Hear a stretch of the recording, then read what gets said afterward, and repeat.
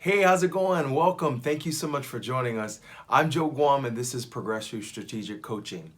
So today I want to talk to you guys a little bit about high-level requirements and why you should start with high-level requirements.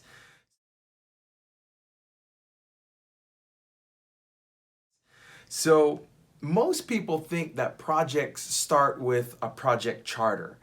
And that's true. It can start with a project charter, but who creates a project charter, right? How do you develop a project charter? Who identifies the business, the benefits to be realized in the charter, the business need, the in-scope items, the out-of-scope items, the risks of the project, the success criteria, the budget estimations, the timeline milestones, all those things that you put in a project charter. Where does that come from? Who creates that? How does that get started?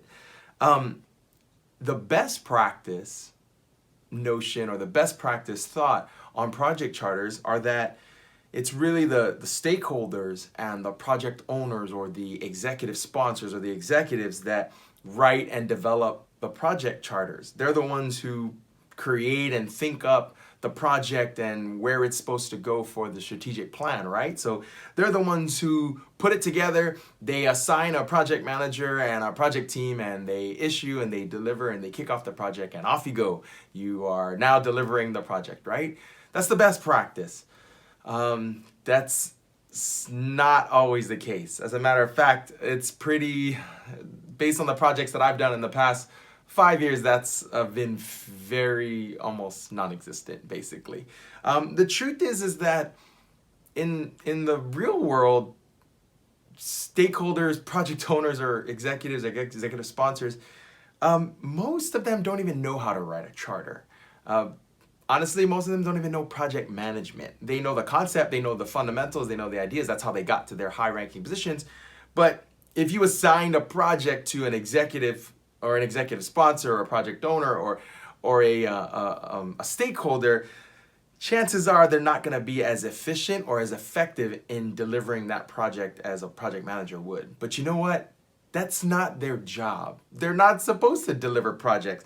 Their job is to really guide the strategic direction of the enterprise or the organization, and it's not to implement or deliver it. So that's not their job to know project management or know how to write a project charter or whatnot. So where does that leave the project manager, the project team, and the project charter? What happens then, right? So this is where the real practice comes in. Who's gonna write the project charter if the stakeholders, the project owners, or the executive sponsors don't know how to write one, or have never written one, or are not familiar with one, right? In the real practice sense, it's really now the project managers that are getting more involved earlier on in the process of a project, even before the project is, formally arranged and formally authorized by the charter. Even before that, project managers are now getting involved earlier in that process. And their role earlier in the process is really to guide the stakeholders, the project owners, and the executives, executive sponsors into defining and documenting what it is exactly they want to achieve with the project and where it's going. To be clear, it's not the project manager's job to develop the requirements or to actually issue and own the requirements or the purposes or the objectives of the project. Their job is to help guide the stakeholders and the executives and the project owners, the people who own those objectives, own those in purposes and intentions of the project. It's the PM's job to guide them in defining and documenting that so that it's clearly it's clearly known by the project what their intention is and what their objective is. So here is a little bit to think about when we're talking about the project charter and high-level requirements, right? Before we go any further, can I please ask you, if you've already, if this helps you so far, please, can you help us by just subscribing, liking, and sharing? And if you hit the notification bell, it'll notify you when we have another episode that's releasing. So if this helps you, please help us back just by doing that little bit for us. It's free and it can really help us go a long way. So going back to this, we talked about who should be writing the project charter, and now the project manager is getting involved earlier on in the process. So where does that leave the high-level requirements, and why should you start with high-level requirements? Usually the project manager who plays more of a business analyst role in this sense, in helping the stakeholders, the project owners, or the executive sponsors to define and helping them to document the objectives of the project. They guide them into defining high-level requirements. So what are high-level requirements? That's kind of the question we're trying to get to, right? Let's break it down first, just talk about high level. And some words you can use to describe high level are initial, generalized, overall, broad. You know, some people have said the 30,000 foot view or the 30,000 foot perspective. And then the last word being requirements. So what the project should deliver and what it should accomplish or what it should do, right? So putting those together, we have like an initial, generalized, overall, broad perspective of what the project should accomplish. That's kind of a good summary or definition. And here's a great example. If we're talking about, you know, the final end result being pies or cakes or cupcakes or cookies, well, the high-level requirement there is just desserts or sweets. If we're talking about, you know, you wanting to buy a Camry or a Corvette or a Tacoma or a Hummer or a, you know, a SUV or a tank, the high-level requirement there would be a vehicle, right? So those are some examples of what we're talking about when we're talking about high-level requirements. The reason why we say high-level requirements is because it should be known and easy to define right off the bat of where you want to go and what direction you want to go in. It shouldn't be something that takes a long time or really minute details of describing. We're talking about the guidance of the direction of the delivery. That's what we're talking about. Okay, so now we kind of have a sense of what high-level requirements are. So why should we start with high-level requirements in the real practice world, right? Here's a great example.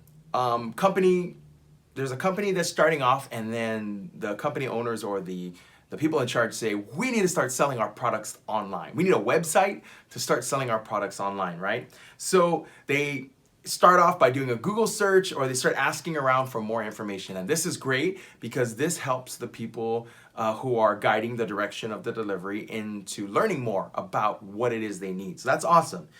As you're going around searching for more information, you're inevitably going to run into the sales guy, the salesperson, right?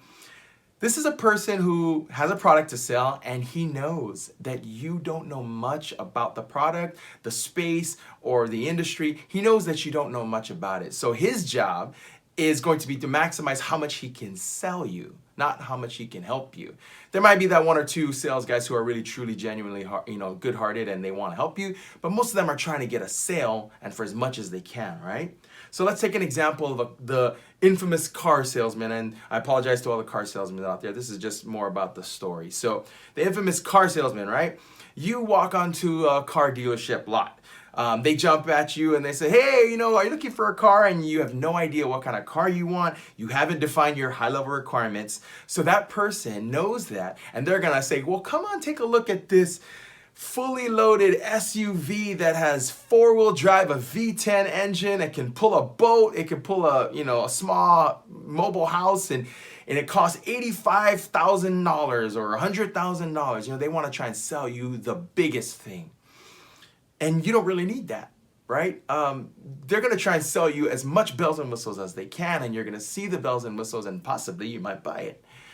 But what if you walked onto the car sales lot, and immediately when they come up and say, hey, how's it going? You're looking for a car? What if you immediately said, yes, I'm looking for a four-door sedan that has a minimum of 45 miles per gallon, that has air conditioning, Bluetooth, power windows, 4-cycle engine, it's front-wheel drive, and is an automatic transmission.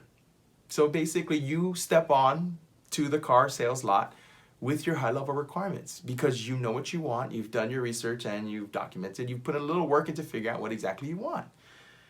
At that point, the car salesman can't sell you the big SUV or the tank or the Hummer or whatever it is they're trying to sell. They can't sell you that because you've already defined what you wanted. It's even better in that sense because at that point, if you have your high-level requirements, the car salesman actually becomes your worker, your employee, so to speak. Now it's their job, if they want to make a sale, to go through their entire inventory and go searching for a car that fits your needs. So now they're working for you because you had your high level requirements. You don't have to go to every single car and check off the list. They're going to do that for you because they want the sale. So that's kind of what happens when you define your high level requirements first. So to bring this full circle back around, you're a company that wants to sell your products online. You need a website to do so. So you should go through, do some research, and define your high level requirements so you can do a gap analysis to determine whether or not Shopify works best for you, or WordPress, or Squarespace. By the way, I'm not sponsored by any of those websites. Those are just the ones that I know. But how do you know if either of those work for you and your products and what you need and what you intend for your website to sell your products?